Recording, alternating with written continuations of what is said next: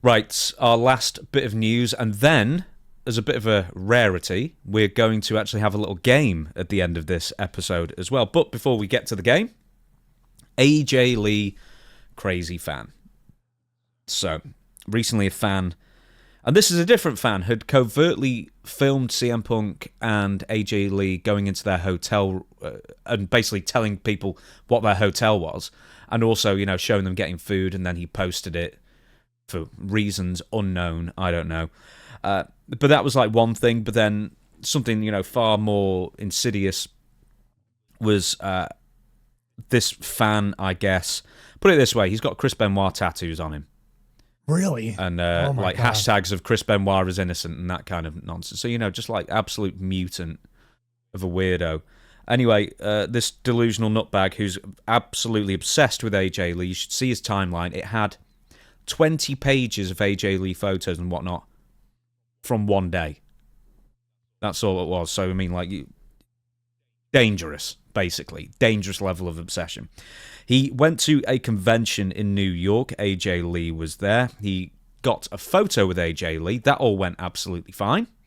And then he went back home, I guess, to whatever bunker he lives in, and then uploaded said photo to an AI video generator, and then changed it so the photo became a video of him and AJ Lee kissing, and has since been saying that he won't take it down, despite the fact that AJ Lee has personally tweeted him and said, this is really disrespectful, take it down, and he won't. And like the odd fellow weirdo has said, oh, fans' rights. What about fans' rights and how this is fine, it's just a nice tribute and stuff. Anyway, it's all bananas. It's just... These are the kind of people who you just don't bump into in real life, but exist on like some other realm that sort of crawl out from under the woodwork to... These are the kind of people, Stevie, I guess, you dread at conventions, I suppose. Well, I would dread it in real life as my real name, Michael.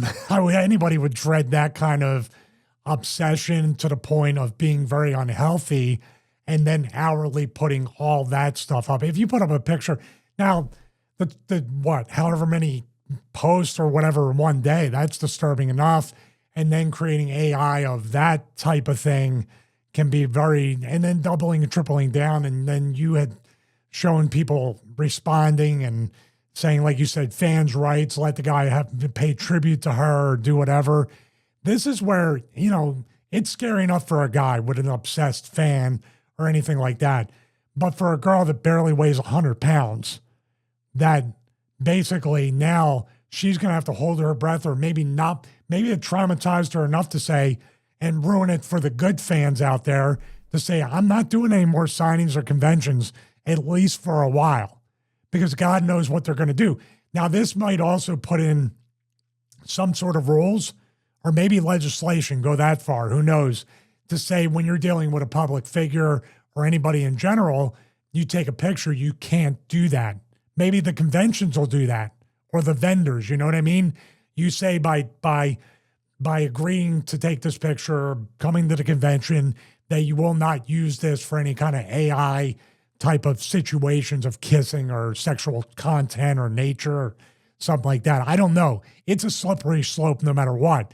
But at the core of it, AI or not, there are obsessed fans out there. This is the thing, what's fan short for? Fanatic. Fanatic. Mm-hmm. You can be a fanatic and be obsessed with something or somebody to a certain point, and then it becomes very, very unhealthy. Even obsession in itself can be very unhealthy. So, and they do have the person, basically, if you want, you have a lot more precedent than I do in your mind. The thing that reaches out to me and hits me over the head with the rubber mallet punch is, what about the guy who showed up at the Performance Center multiple times and didn't he have a gun too? Mm-hmm. I know for a fact they gave him a restraining order. Yeah, this was time and time again until it almost got to a pretty deadly level. There's the Sonia Deville one, that's the most famous recently, where the guy got like 15 years. Looked weirdly like Hornswoggle. Where he basically had like a kidnap kit with him. And did he actually get into the house or not? No, I think it was outside the house. It was like 2 a.m. or something like that. Then they called the police on him. And he drove from like North Carolina, right, to Florida. It's just, but the thing is, you know how it works. You must have seen all these, these like love bombing fakes, pretending to be wrestlers or Hollywood stars or celebrities in some way, who all of a sudden, a really famous one that happened just yesterday that made the news over here, Jason Momoa, like a woman in her 70s was convinced that this fake account was Jason Momoa, and he was going through a divorce, he just needed some money, and over the course, like, got out of it about $100,000. Oh my God. Yeah. And it's like, hey, some people are incredibly stupid, some people are incredibly naive, some people are basically born to be taken advantage of. And I'm not victim blaming here, but some people are just like that and need like extra protection, I guess. But then there's also people out there that don't have, as you would say, the checks and balances in their life to stop them from getting this obsessed, or from not having an idea of what societal norms are, like this AI photo. And I saw some responses to my video saying, it's not that bad, you're acting like you did X, Y, Z. It's like, yes, it is that bad, in fact, because you said before, it's a slippery slope. It's like, and this is really, bear with me here, this is like when, back in the day, it always used to be a joke where some weirdo would steal some lady's undies off the washing line, right? They used to be like, oh, that's funny, haha. No, that's now taken extremely seriously because it's almost like a gateway drug to more serious offences. And I look at this as a gateway action to more serious offences. That's just how I see it. I would look at, this obviously isn't, just in my estimation, from seeing patterns of behavior, this is not a new thing that this type of fan does. You know what I mean? Like, what's the history? What's the pattern? How long has this person been stalking AJ Lee for months or years? Is there something going on? I watched the show on Prime. You should see it, everybody else. Sorry. When you say stalking, I have to correct you there. Being obsessed with. There's no allegations of stalking. No, I'm not making allegations of any of that. I'm just saying, is there any kind of pattern or history with the behavior? I watched a show on Prime called Lazarus, where they had that guy. There was a guy in the show that was taking women's underwear.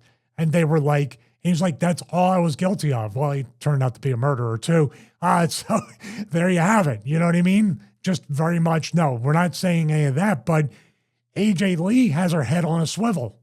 CM Punk has a head on his swivel for his wife.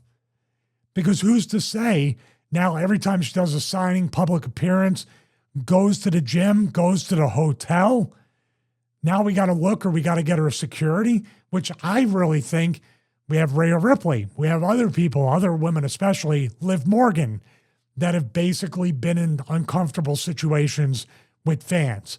When will WWE, at least for the women, get them viable security, have checks and balances to protect the talent? Well, they can only do this for like airports and stuff in the arena, but this was a third-party booking, so that wouldn't be, I would suggest, WWE's remit to provide security for AJ Lee. Well, the talent might not like this, but take away third-party bookings. I mean, what's the risk versus reward? How much money? I know she's kind of part-time right now, but there has to be some level of protection for her. And if it's on the vendor or on her or Punk to do it, everybody's like, well, it's just a guy who took a picture. It's just a guy who uploaded an AI thing of them kissing or doing whatever.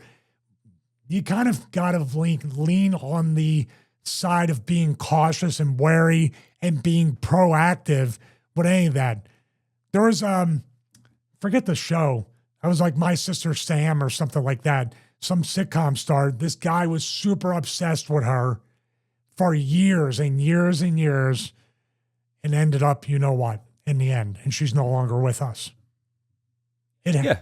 Did you ever watch the interview with Prince Andrew, the really famous one where he claimed he doesn't sweat? Yeah, so the interviewer is called Emily Mathis, and she had a stalker for years as well. And that actually comes up in a very royal scandal, the 3-part series. It's on Prime over here. I don't know where it is in the States, but it may well be on Prime as well. It's a great little mini-series. Old Andrew Mountbatten Windsor. Mountbatten, anyway. Just with the Sonia Deville case, according to prosecutors, he's called Thomas. I don't know if that's a surname. I can't find his full name anyway. Was obsessed with the wrestler. They say his obsession turned to anger, and he drove from South Carolina to the Bay Area with a knife, zip ties, and duct tape with the plan of kidnapping the wrestler. And things like that is worrying. And the women are just, once again, and you said this before, it's bad enough for the guys. It's got to be worse for the women by multiples. We're at a point now with AI and all this stuff where we got to be very careful to basically, I'm not saying you shut everything down. I don't know the answer. I do know the answer could be just being very careful, being very aware, never traveling alone if you can help it, especially if you're one of these female wrestlers, because they keep seemingly getting caught, like at an airport all alone surrounded by fans, or in a hotel surrounded by fans.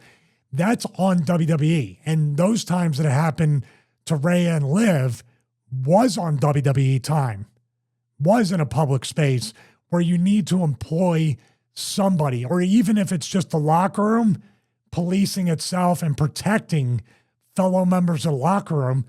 Listen, this guy just might be whatever and just being in love with her and being harmless enough. But there's too many times where it doesn't turn out in the end to be so harmless.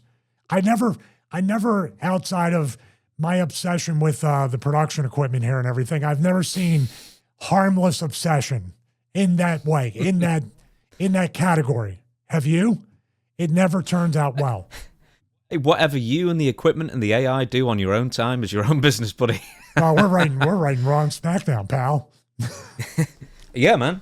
Stevie's returning, attacking Triple H for 4 weeks. I'm cutting his career short. So my heart goes out to Harry. You know, people can say, sorry to interrupt, first world problems. That's what you get for being a public figure. You can get all those comments as well, right? That's what they asked for. That's what they signed up for. Yeah, having the occasional fan harass you, say, I pay your salary, bother Randy Orton in a gym, do whatever. How many posts in one day, including this AI image? 20 pages worth. I wasn't scrolling with the wheel. Wait, you said 20 pages, not 20 posts. 20 pages. I'm talking, I scrolled down, clicking not the scroll bar, but, under the scroll bar. Yeah. Like 20 pages in one day. I mean, that could be a little bit scary. That makes me scared for her with that. Mm.